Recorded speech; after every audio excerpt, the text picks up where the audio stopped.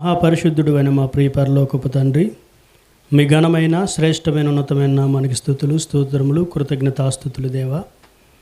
తండ్రి, ఎన్నికలేని ప్రజలను సైతం నా దేవా మీరు ఎన్నుకొని మీ యొక్క సాధనాలుగా వాడుకుంటూ మీ నామానికి మహిమార్థంగా నా తండ్రి లోకంలో గనులైన వారి ముందు నా తండ్రి నిలబెడుతూ మిమ్మల్ని నా తండ్రి ఘనపరుచుకున్నటకు మాకు ఇచ్చిన ఈ ధన్యతను బట్టి మీకు వందనాలు స్తుతులు స్తోత్రములు దేవా. తండ్రి, మీ యొక్క మా బ్రతుకు పుస్తకంలో రాసిన నా తండ్రి మాటలు మేము కొద్దిగా నా తండ్రి చదువుకొని వివరించుకున్నటకు సిద్ధపడి ఉండగా మీ ఆత్మ సహాయం దయచేసి మీ నామానికి మహిమార్థంగా మా నోట మీ మాటలు ఉంచమని మా ప్రభువును మా రక్షకుడైన యేసుక్రీస్తు వారి అతి పరిశుద్ధ నామములో ప్రార్థిస్తున్నాను నా ప్రియ పరలోకపు తండ్రి, ఆమేన్.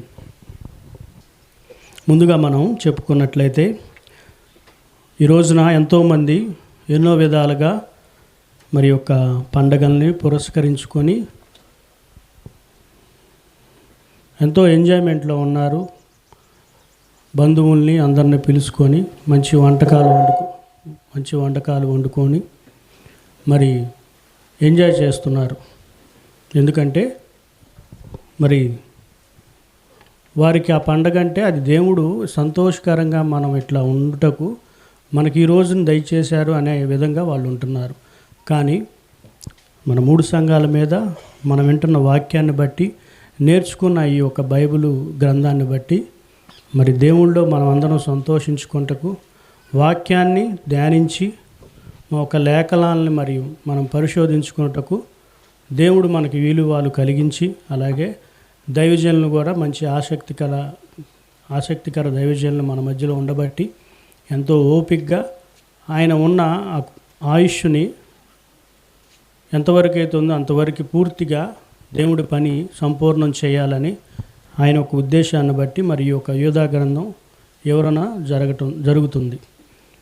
నిజంగా ఒక గ్రంథం ఒక 2 రోజులు అదంతా వివరించుకొని అందులో ఉన్న కూలంకుషమైన లోతైన విషయాలు మరి మనం నేర్చుకోవటానికి నిజంగా మనం ఈ యొక్క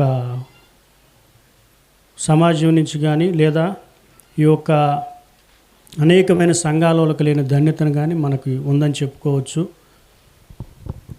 ఇక్కడికి ఇలా మనం ఇంతగా ఆసక్తిగా వచ్చి మరి ఈ లేఖనాలను పరిశోధించి అందులో ఇలా ఉందా, ఈ గ్రంథంలో అలా ఉందా అని కాకుండా దాన్ని అనుభవపూర్వకంగా ఆ సిచ్యువేషన్లోకి అనేది అక్కడ జరుగుతున్న విషయాల్లోకి మనం లోతుగా వెళ్ళిపోయి మరి భక్తుడు ఏమైతే మరి ఉద్దేశం కలిగి ఉన్నాడో ఆ ఉద్దేశాలను మనం అందరం ఈ 2 రోజుల్లో నేర్చుకున్నాం. కాబట్టి ఈ నేర్చుకున్నదంతా కూడా మనం అనేక మందికి చెప్పే విధంగా మొదటగా మనం దాంట్లో విలీనమైపోయి పాటించే విధంగా మనం అందరం దాన్ని అనుసరించాలని కోరుకుంటూ చిన్న వాక్యాన్ని చూసుకొని ముందుకు వెళ్దాం. అపోస్తుల కార్యములు 17వ అధ్యాయం 11వ వచనం. వీరు దెస్సలోనికలో ఉన్న వారి కంటే గనులై ఉండిరి గనుక ఆసక్తితో వాక్యమును అంగీకరించి పౌలును శీలను చెప్పిన సంగతులు అలా ఉన్నవో లేవో అని ప్రతిదినమును లేఖనమును పరిశోధించుతూ వచ్చిరి. అందుచేత వారిలో అనేకులు ఘనత గల గ్రీసు దేశస్థులైన స్త్రీలలోను పురుషుల్లోనూ చాలామంది విశ్వసించిరి. ఇక్కడ మనం చూసుకోవాల్సింది ఏంటంటే దానికి ముందు 17వ అధ్యాయం 1 నుంచి మనం 10వ వచనం వరకు చదువుకుంటే చదవనవసరంలా. అక్కడ జరిగిన సందర్భం ఏంటంటే దెస్సలోనికలో ఉన్న సంఘస్థుల్లో కొంతమంది దేవునికి వాక్యాన్ని అంగీకరించిన వారు ఉన్నారు, దేవుని వాక్యాన్ని అంగీకరించిన వారు ఉన్నారు. వీళ్ళలో దేవుని వాక్యాన్ని అంగీకరించిన వారు ఎలాగున్నారంటే ఇక్కడ మనం ఒక 3 పాయింట్లు మనం చూసుకోవచ్చు. మొదటగా వచ్చేటప్పటికి వారు వచ్చి మీరు దెస్సలోనికలో ఉన్న వారి కంటే గనులైరి గనుక వారు ఆసక్తితో వాక్యమును అంగీకరించిరి. మొదటగా మనం ఈ యొక్క ప్రాంగణంలోకి వచ్చిన మనం అందరం కూడా ఏం చేయాలంటే మొదటగా చెప్పిన వాక్యాన్ని మనం అంగీకరించి దాన్ని ఒప్పుకునేటట్టుగా మనసు కలిగి సిద్ధపడి ఉండాలి. ఎందుకంటే ఆసక్తితో ఉన్నవారే కొంతమందే వచ్చారు, మిగతా వాళ్ళు ఏంటంటే చెదిరిపోయారు. చెదిరిపోయిన వారిలో మిగలంగా మరి వాక్యాన్ని ఇష్టపడేవారే మరి వచ్చి ఉండటం జరిగింది. అక్కడ వారంతా ఏం చేస్తున్నారంటే ప్రతిదినము లేఖనాలను పరిశోధించుతూ వచ్చారు. లేఖనాలను పరిశోధించారు. ఒకటేం చేశారంటే అంగీకరించారు, 2 వాటిల్ని పరిశోధించారు. పరిశోధించడం అంటే ఇప్పుడు లేఖనాల పరిశోధన కేంద్రం అని చెప్పి తెనాల్లో బైబిల్ క్లాస్ కూడా మనం నిర్వహించడం జరుగుతూ ఉండేది. అట్లాగే అనవర్లపూడిలో కూడా కొత్త నిబంధన వివరిస్తున్నారు. లేఖనాల్ని పరిశోధించడం అంటే మనం దాన్ని నేర్చుకుంటాం, దాని ప్రకారంగా జీవించాలని చెప్పి మనం ఎట్లయితే వాక్యాన్ని మొదటగా మనం అంగీకరించామో ఆ అంగీకరించిన దాన్ని బట్టి మనం దాన్ని పరిశోధనలోకి వెళ్తాం. వెళ్తాం అంటే ఏంటంటే అనుభవపూర్వకంగా మనం ఆ ఒక్క వాక్యంలోకి ఇమిడిపోయి దేవుని కార్యాలు, ఆయన చేసిన పనులు, ఆయన చేసిన మరి మంచి ఏంటి, చెడ్డవారికి విధించిన చెడేంటి, మరి తద్వారా మనకిచ్చిన ఆశీర్వాదం ఏంటి, మనం ఈ లోకంలో ఎలా బతకాలి, కేవలం మనం వచ్చి ఆయన చెప్పి ఈ గంట సేపు చెప్పాడా, గంటన్నర చెప్పాడా, మరి ఈరోజు ఒక 10 నిమిషాలు లేట్ అయింది. జనరల్గా మరి పాస్టర్ గారు మరి వాక్యం చెప్పేటప్పుడు కొంతమంది ఈరోజు 10 నిమిషాలు ఎక్కువ చెప్పాడు అయ్యగారు, మరి ఈరోజు మామూలుగా గంట 10 నిమిషాలు, గంట 20 నిమిషాల్లో జరిగింది వాక్యం, మరి ఈరోజు ఎక్కువగా అయింది అన్నాడు.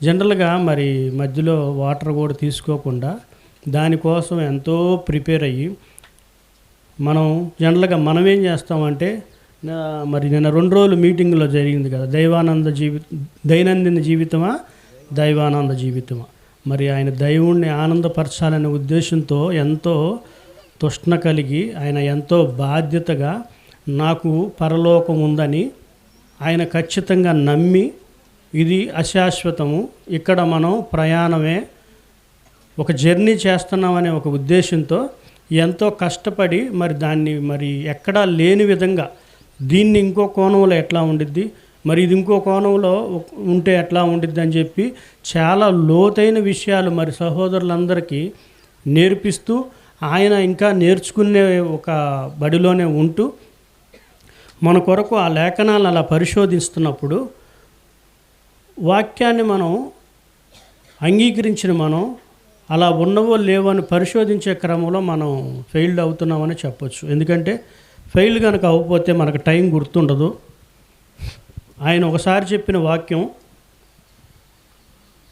ఆ వాక్యంలో ఉన్న మంచి చెడుల గురించి మరి ఇంకొకసారి ఆయన మనకి ఎట్టి పరిస్థితుల్లోనూ మనల్ని హెచ్చరించే స్థితి ఉండదు. ఎందుకంటే మొదటగా ఆసక్తి ఉండాలి, తర్వాత వాక్యాన్ని మనం మొదటగా అంగీకరించి అలా ఉన్నవో లేదని అంగీకరించాలి. ముందు అంగీకరించినప్పుడు ఏం చేస్తామంటే దాని లోతుకి వెళ్తున్నప్పుడు మరి కొంతమంది బిడ్డలు ఉన్నారు మరి మన సంఘంలో కూడా, మరి వాళ్ళు వాటిని ఇంకా లోతుగా పరిశీలించి మరి దైవజనులు చెప్పిన మాటలు కూడా అలా ఉన్నవా లేవా అని కేవలం మన దైవజనుల మీదే ఆధారపడకుండా మరి ఈ యొక్క సమాజంలో చూసుకున్నట్టయితే మరి అందరి మీద బెటర్గానే మరి ఏ తప్పు లేకుండా దాదాపుగా మరి తప్పు లేని మనిషి ఎవరు ఉండరు. మరి 90% చూసుకున్నా మీకు చిన్న చిన్న యాడ్ల్లో ఉంటాయి, ఒక సబ్బు ఇట్లా రుద్దితే క్రిములన్నీ పోతాయి, క్రిములన్నీ ఉంటాయి, ఇంకో సబ్బు ఎట్టుంటే 2 క్రిములన్నా ఉంటాయి, పూర్తిగా తుడిచిపెట్టిపోవు. యాడ్ ఉండద్ది కదా టీవీలో యాడ్, ఒక దాంట్లోనే మొత్తం క్రిములన్నీ అట్లాగే ఉంటాయి, ఒకటేమో ఇట్లా అనగానే 2 అన్నా క్రిములు ఉంటాయి, అంటే పూర్తిగా పోవు. అట్లా ఏదో ఒక చిన్న చితక ఏదన్నా ఉన్నా కూడా 90% మరి దేవునికి విధేయత కలిగి మనందరికీ స్వచ్ఛమైన వాక్యం చెబుతూ దేన్ని ఆశించకుండా మరి ఉన్నప్పుడు మనం ఎంత ఆసక్తిగా దాన్ని పరిశోధిస్తున్నాం. ఈ యొక్క 2 రోజులు కూడా మరి ఈ యొక్క యోధా గ్రంథం మామూలుగా ఏదన్నా ఈ పండగలప్పుడు ఏదన్నా ఒక సీను, ఒక సన్నివేశం మన కుటుంబం అందరిలో జరిగిన ఒక పుట్టినరోజు కానీ ఏదైనా కార్యక్రమం ఉంటే తరతరాలు గుర్తుండిపోద్ది. ఆ రోజు పోయిన సంవత్సరం మనందరం కలిసి అక్కడికి వెళ్ళాం కదా, మనం ఇక్కడికి వెళ్ళాం కదని. ఈ సంవత్సరం చదువుతున్న ఈ యొక్క యూదా గ్రంథం ఆయన వివరణను బట్టి మనకి జీవితాంతం గుర్తుండిపోవాలి. ఎందుకు? వాక్యాన్ని అంగీకరించిన వాళ్ళం కాబట్టి, అంగీకరించి దాన్ని పరిశోధించడానికి వచ్చాం కాబట్టి. అలా వాక్యాన్ని మనం అంగీకరించి దాన్ని పరిశోధించినప్పుడు మనకు దాంట్లో ఉన్న గొప్ప గొప్ప సంగతులు మనకు తెలిసినప్పుడు ఇక తప్పు చేయం, ఇక తప్పు వైపు వెళ్ళం. చాలా విషయాల్లో మరి చాలా సందర్భాల్లో డబ్బు విషయంలో కానీ, స్త్రీల విషయంలో కానీ, మరి కొన్ని దురలవాట్ల విషయంలో కానీ ఎన్నో విధాలుగా మరి దేవుడు పరీక్షించినప్పుడు చాలా విషయాల్లో గెలిచాం.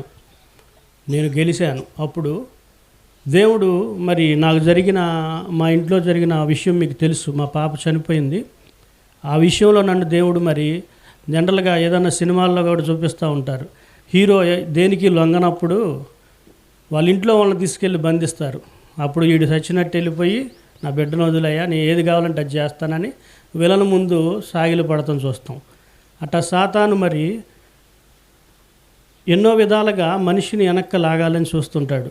కానీ మరి దేవుడు అనేక చోట్ల నుంచి చెదిరిపోయి మనం ఈ యొక్క వాక్యం నచ్చి మరి ఒక సంఘానికి పెద్దగా ఉండేవాడిని నేను. మరి విజయవాడ డేవిడ్ బెన్హాం గారిని ఉండేవాడు. ఆయన యెరూషలేము వెళ్ళొస్తుంటాడు. వీళ్ళందరితో పాటు నేను బాగా పెద్ద పెద్ద మీటింగ్స్కి వాటికి వాళ్ళ రైట్ హ్యాండ్గా ఉండేవాడిని. ఇట్లాంటి మరి ఆ మధు కానీ ఇంకా చాలామంది కృష్ణ ఇట్లాంటి చాలా కూడా పెద్ద పెద్ద సంఘాల్లో వాళ్ళకు కుడి చేయిగా ఉండేవాళ్ళే. మేమందరం కూడా ఎందుకంటే వచ్చేసి చెదిరిపోయి ఒకసారి చేరింది వాక్యాన్ని పట్టుకున్నాం. నేను మా పాస్టర్ గారికి చెప్పా, ఆయన నా పెళ్లి చేశాడు. వాళ్ళ మామగారు నాకు సొంత బాబాయ్ లాగా నాకు పెద్దగా ఉండి నాకు పెళ్లి చేసింది ఆయనే. ఇప్పుడున్న మా మేరీమణిని తీసుకొని కొల్లిపార అమ్మాయిని నన్ను చేసి నేనున్నాను అడిగని చెప్పి మొత్తం చేసింది ఆయనే. ఇంతగా చేసినప్పుడు నువ్వు నన్ను వదిలిపెట్టి వెళ్ళిపోతావు అన్నప్పుడు, అన్నా నువ్వు అర్ధరాత్రి 12ంటికి మరి వచ్చినా నేను నీ కోసం ఏదైనా చేస్తాను, కానీ వాక్యం విషయంలో మటుకు నీది కరెక్ట్ కాదన్నా నేను రానని చెప్పేశా. అట్లాగే ఆయన కరోనా వచ్చింది. కరోనా అప్పుడు నువ్వు నలుగురికి సువార్త చెప్పేవాడు, నువ్వు వెళ్ళొద్దు నేను వెళ్తానని వాళ్ళ పిల్లోడిని కారులో ఎక్కించుకొని నేను వెళ్ళా. కరోనాతో ఉన్న పిల్లోడిని నేను ఎక్కించుకొని వెళ్ళా. నువ్వు వద్దన్నా నువ్వు ఇంట్లో ఉండని. వ్యక్తిగతంగా అంత అభిమానం ఆయన అంటే, కానీ వాక్య విషయంలో లేదు, ఆయన తేలిపోయాడు. అట్లా అందరం మనం చెదిరిపోయి వచ్చిన వాళ్ళం అనేక మంది ఈ వాక్యాన్ని పరిశోధించి ఆయన లోతైన వాక్యాలు మనకు చెబుతున్నప్పుడు వింటున్న మనం ప్రతి ఒక్క దానికి చిన్న చిన్న దానికి కుంగిపోయి ఆనందం వస్తే ఆనందంగా ఆగిపోయి